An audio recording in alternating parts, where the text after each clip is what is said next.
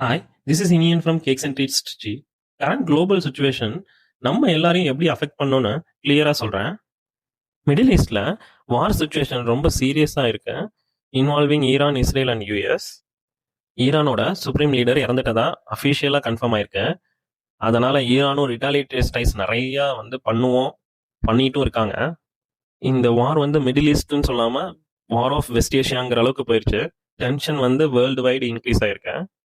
இதனால Iran strait of ஹார்முஸை close பண்றதை அனௌன்ஸ் பண்ணியிருக்காங்க. இந்தியாவோட முக்கியமான crude oil and LNG supply வர ரூட் இதுதான். இது இப்போ குளோபல் அட்டென்ஷனுக்கு வந்திருக்கு. இந்த நேரோ சீ ரூட் மூலமா தான் நம்ம இந்தியாவோட ரஃப்லி 50% crude oil and 54% LNG supply வருது. இது டிஸ்ட்ரக்ட் ஆனா எனர்ஜி செக்யூரிட்டிக்கு பெரிய ரிஸ்க் ஆயிரும். ஸோ இது எப்படி இந்தியாவை இம்பாக்ட் பண்ணும்? நம்ம ஈரான் கிட்ட இருந்து ஆயில் நேரடியாக வாங்கல. ஆனா நம்ம வாங்குற ஆயில் எல்லாமே Iraq, Saudi, UAE and Qatar இங்க இருந்து தான். ஆனா இந்த கண்ட்ரில இருந்து வர ஷிப் எல்லாமே இந்த ரூட்ல தான் வரும். இதனால எது பாசிபிள் இம்பாக்ட் ஆகும்னு நினைச்சீங்கன்னா, petrol, diesel and gas price ரொம்ப ஜாஸ்தி ஆகும். இம்போர்ட் அண்ட் எக்ஸ்போர்ட்ஸ் பார்த்தீங்கன்னா, பாஸ்மதி ரைஸ் அண்ட் டீ நம்ம ஈரானுக்கு கொடுக்குறோம். அதே மாதிரி டேட்ஸ், பிஸ்தா அண்ட் ட்ரை ஃப்ரூட்ஸ் எல்லாம் அவங்கள்ட்ட இருந்து வாங்குறோம். அதனால பிரைஸ் இன்க்ரீஸ் ஆக வாய்ப்பு இருக்கு. இன்னொரு மெயினான chemical methanol and bitumen cost impact ஆக வாய்ப்பு இருக்கு. ஏன்னா அதை நம்ம ஈரான்ட்ட இருந்து வாங்குறோம். குளோபலி பாத்தீங்கன்னா கோல்ட் பிரைஸ் ரொம்ப ஜாஸ்தியாக திருப்பியும் வாய்ப்பு இருக்கு. இதனால எங்களுக்கு என்ன ப்ராப்ளம்?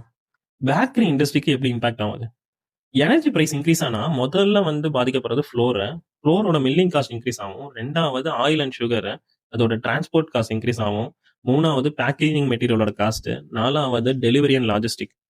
இதை பாத்தீங்கன்னா almost like a big inflation effect அப்படின்னு சொல்லலாம். ஸோ எங்க பிளான் என்ன? சுச்சுவேஷனை நாங்களும் க்ளோஸா மானிட்டர் பண்றோம். இமீடியட் பிரைஸ் சேஞ்ச் இல்லை. ஆனால் காஸ்ட் ரொம்ப ஜாஸ்தியான குவாலிட்டியை கண்டிப்பாக காம்ப்ரமைஸ் பண்ணக்கூடாது இல்லை. ஸோ அதனால சின்ன ப்ரைஸ் ரிவிஷன் பண்ண வேண்டியது இருக்கலாம். எங்களை பொறுத்த வரைக்கும் குவாலிட்டி தான் ஃபர்ஸ்ட். எந்த காம்ப்ரமைஸும் இல்லை, டிரான்ஸ்பரன்சியாகவும் இருப்போம். உங்களோட சப்போர்ட்டு எங்களுக்கு எப்பவுமே strength. Let's hope for peace and stability around the world. Thank you.